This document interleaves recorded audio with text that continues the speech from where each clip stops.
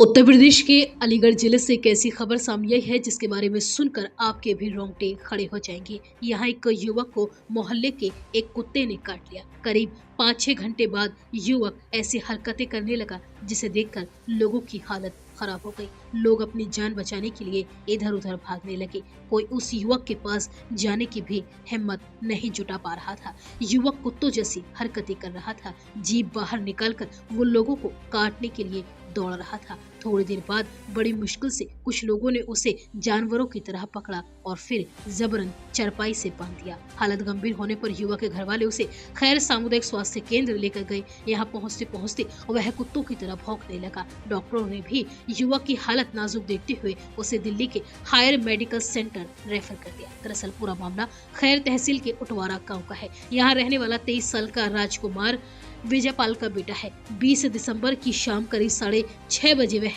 गांव में घूम रहा था, तभी उसके पैर में अचानक एक आवारा कुत्ते ने काट लिया। घर लौटने पर यह बात उसने अपने घर वालों को बताई। इस पर घर वालों ने घाव धो दिया। फिर गांव में प्रचलित तौर तरीकों के हिसाब से उसके घाव पर मिर्च लगा दी गई। इसके बाद रामकुमार घर पर ही रहा। पिता विजयपाल ने बताया कि 20 दिसंबर की रात करीब 9 बजे तक बेटा पूरी तरह से सामान्य था। उसे खाना भी खाया, लेकिन रात करीब 11 बजे से अचानक उसका व्यवहार बदलने लगा।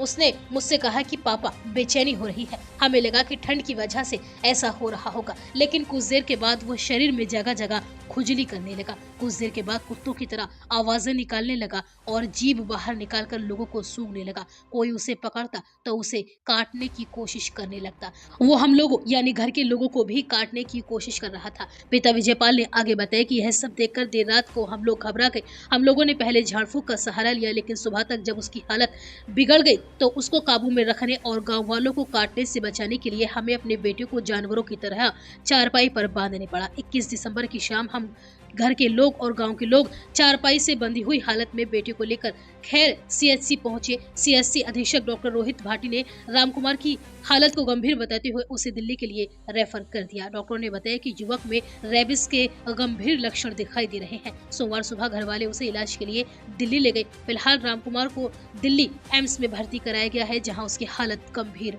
बनी हुई है।